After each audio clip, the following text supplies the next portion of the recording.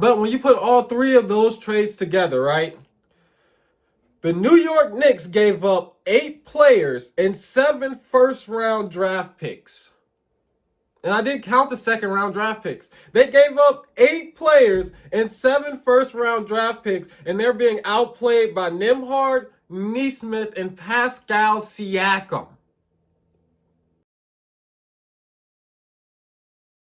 And welcome back to Mischief Entertainment, man. As you can see, you're back on MVP Sports, man. And we are here to talk about the Knicks versus the Pacers, man. The Pacers have come out in an incredible fashion, took a 2-0 lead. They went to the Garden and they talked their stuff, man. Listen, I specifically waited for the second game to happen because I wanted to see how the Knicks was going to respond. I wanted to see how the Knicks was going to respond. You choke a fourth quarter lead, and then Halliburton does the Reggie Miller in Madison Square Garden.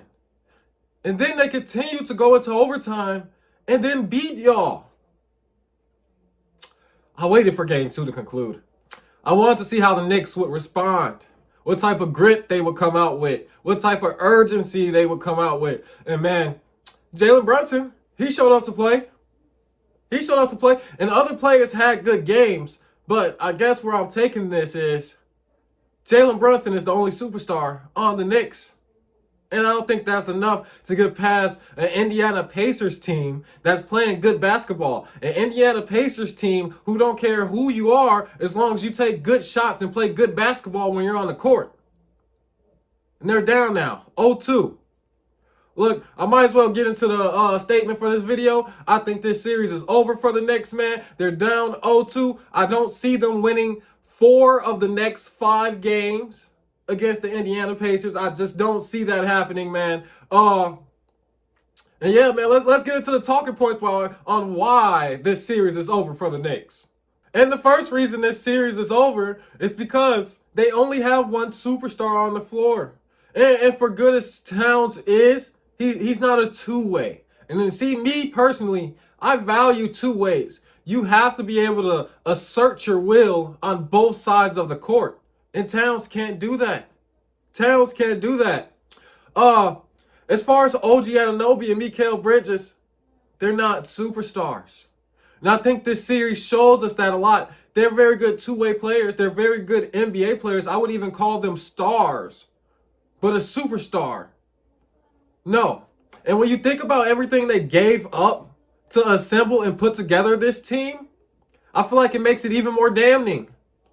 So for Mikal Bridges, OG Anunoby, and Karl-Anthony Towns, and I think the biggest trade that's really going to make this, make it look like they gave up a super lot is the Mikal Bridges trade. Man, there was a lot of picks in that. But when you put all 3 of those trades together, right? The New York Knicks gave up 8 players and 7 first-round draft picks.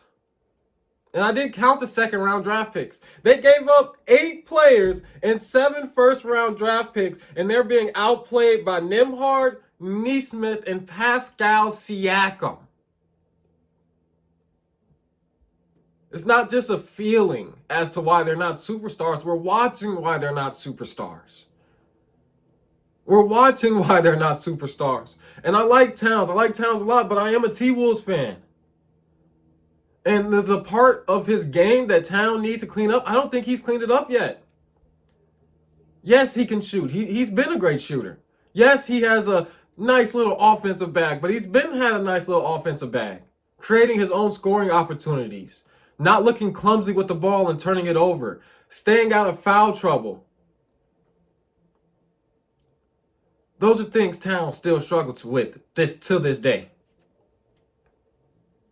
So with that being said, that is one of the biggest reasons. 8 players and 7 first-round draft picks to get OG Anunoby, Mikal Bridges, and Karl-Anthony Towns, and everything they're doing on the court is being matched by Nembhard, Nesmith, and Siakam. Shout out the rest of the Pacers crew, Halliburton and Miles Turner, but for the sake of this, to show you, just to talk about what a superstar is, if OG Anunoby and Mikal Bridges are superstars, I think Nembhard and Nesmith is too. The Pacers, Bridges and Anunoby might have their own, playoff hero moments, but so does Nembhard. So does Nesmith. So do the Pacers.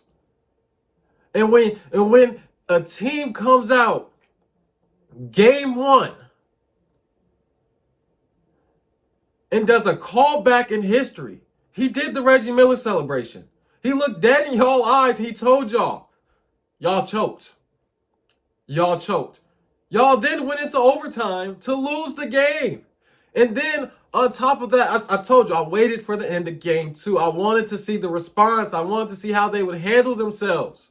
And guys, if this is how they handle themselves, if this is how they respond, and they're at home, I don't have too much faith on them on the road. For them to win this series, they would have to win 4 of the next 5 games against the Pacers. And I just don't see that happening. I see Jalen Brunson coming out and being the superstar he is. But on any given night, one of those 5 stars on the Pacers could probably match that point output. And it's because of their scheme and pace. This is a completely uphill battle for the Knicks. And game two is when they were supposed to make a statement. You don't come to Madison Square Garden and do that. You don't come here and do that. And then they fell short. And now they have to go on the road to Indiana and play in front of that crowd and try to win 4 of the next 5 games. I just don't see it happening. Let's get to some more points. So, man, to another point, man, let's get to some stats, man. The Pacers have scored 126.6 points per 100 possessions, which would be the second best mark for any team in the conference finals or finals in 29 years since we've had play-by-play data. In the last game, Siakam had 10 fast break points. The Knicks total had 11. Listen, in these playoffs, 3 of the top 4 in effective field goal percentage play for the Pacers. Nesmith, 69.3%. Andrew Nembhard, 62.2%. And Siakam at 60%. The Pacers' game plan is simple. Play good basketball. And you might think about the Spurs system with the pace and space. But what was the Spurs system really about? Play good basketball. Steve Kerr, who had played for the Spurs and then went on to go coach the Golden State Warriors. And they played a perimeter-centric offensive scheme. What was still entwined into that? Play good basketball. Pace and space. Inside out. And the Pacers do that. They do that every game. With those stats, with what they've been doing, with what they've been showing us, with how the Knicks handled themselves, I don't think the Knicks are coming back. I don't think they're coming back. Like I said, I expect Jalen Brunson to come out and perform. Towns might come out and put up some points, but hey, Towns, I'm expecting him to give up as many points as points he's going to score. And then you look at the rest of the team, Josh Hart, I don't see him elevating and becoming a 30-point per game scorer. I don't see him coming out getting 6 steals and 4 blocks or something like that next game. And Mikal Bridges and OJ Anunoby, they'll come out, they'll have good games. But so will Nesmith. So will Nembhard. So will Turner. So will Siakam. So when it comes down to the team schemes and when it comes down to toughness and when you look at the stats and you consider that the Knicks to win this series will have to win 4 of the next 5 games, screw an uphill battle. They're climbing a mountain, and it's a straight slope up. Listen, I like the Knicks. I rooted for y'all against the Celtics. I generally root against y'all just because I like y'all fandom. You know, I like the culture in the city out there, man. You know, go New York, go New York, go. Listen, I like the Knicks. I like the Knicks returning to being a good team. I like all of that. Shout out the Yonkers. But you're down 0-2 now. And no matter how much cheering I do, it's not going to change the stats. No matter how much I might want y'all to win, especially because I consider the Pacers the scariest team in the NBA right now, especially with their ability to play 5 out. You know, so if the T-Wolves, because y'all know I'm a T-Wolves fan, if T-Wolves make it to the finals, I don't want them to play the Pacers. I don't want them to play the Pacers. That's what I'm saying. But with all that being said, like I said, man, it's not just an uphill battle, okay? Y'all are climbing a mountain, and it's a straight slope up. Pacers, they're going to win this series. Pacers, They're going to the finals. And man, it's looking tough.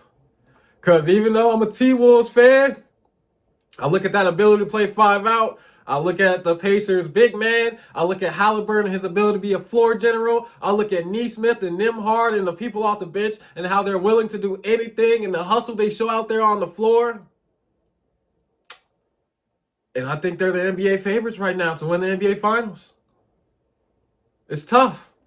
It's tough, man. But the Knicks gonna go down in this series, man. That's all for the episode, man. I think I broke it down, man. I don't think it's too much else to say. Make sure you like, comment, subscribe, all that good stuff, man. We out.